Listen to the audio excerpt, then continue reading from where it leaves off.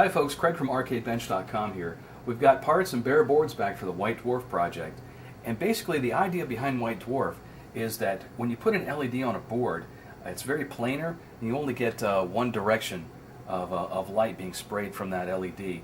And the idea behind WhiteDwarf is to take that into three dimensions and give a more spherical coverage for the LEDs. And that's what this board is intended to do.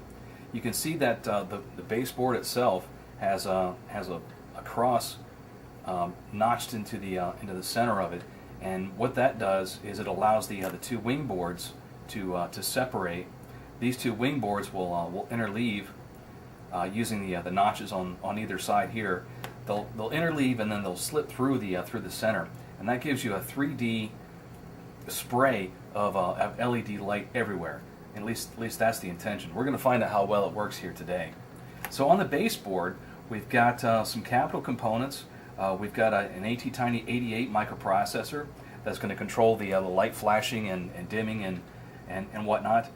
We've also got on the back side, we have the 244 driver, which is going to help the microprocessor drive the LEDs. Because if you try to drive all the LEDs, and in this case we have 16 different LEDs or nets, if you try to drive them all using the pins from the microprocessor, it's not going to be able to handle that. There's going to be too much current draw. And so we've got the 244 on the back side to help out. Also on the front side, we've got a jumper connector that's used for sundry purposes. We've got a power input here, and then J1 here is a small little connector that I'm using to hook our AVR pod to the microprocessor and do downloading and troubleshooting of the code. Up in the left-hand corner here, we've got a space for an accelerometer. I kind of threw that in there at the last minute. We might be able to use that a little bit later. So what we're going to do is start building one of these things up. I'm going to break the wings off here, or probably use a Dremel because these things are still rather robust. So we'll break off the wings, interleave those, put those through the middle, solder it all up, and download some code and see if this thing is actually going to work. Okay, parts are on the first board, and we've got the wing boards broken off here. And I thought it might be entertaining for you to watch me try to put this thing together. So the first thing we're going to do is interleave these two, like so. And then they fit down through the middle.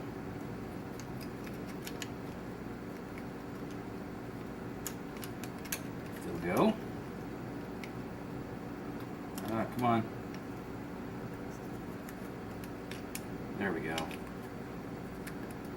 fits down through the middle, halfway through. Uh-oh. Yeah, so what's supposed to happen here is there's some tracks on the base card side, and these tracks are wide enough and gapped enough so that we can fit either anywhere from 0402 packages all the way up to 0805s. And the idea is for that to line up correctly with the wings here. And so those traces will run right up the wall. But it looks like, unfortunately, there was a miscalculation here, and the vertical tracks here looks like they're about 30 to 40 mils off from the base card. That's unfortunate.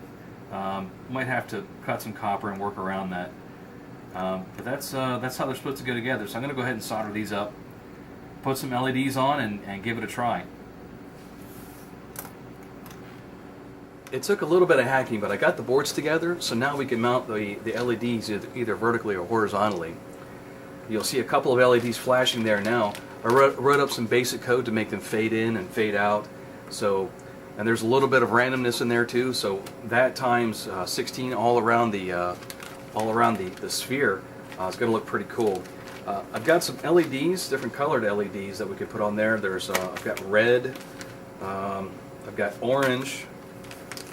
There's green and yellow, and then we also have purple, which we're going to use for the infinity stone sphere thing.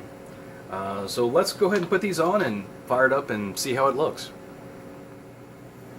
All 16 LEDs are on the board, so we're going to fire this thing up and see what it looks like. I haven't seen this yet, so I hope this is going to be cool. I'm going to dim the lights and we'll check it out and see how it looks.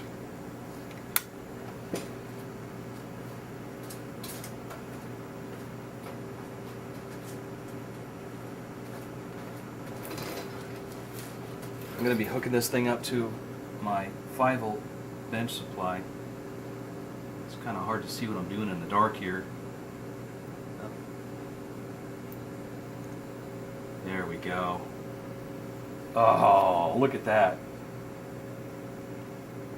That's beautiful. 8 different quadrants, all spraying LED light in random fashion, 360 degrees all the way around. So you can imagine what this might look like underneath of a frosted globe or a cube or something. The code for this is going to be on my site, and also I'll have it up on GitHub. And soon after that, I'll also have the schematics for the card assembly too. So if you have any questions, just let me know. The next step is going to be building up another one of these with just the purple and the blue lights for the Infinity Stone effect.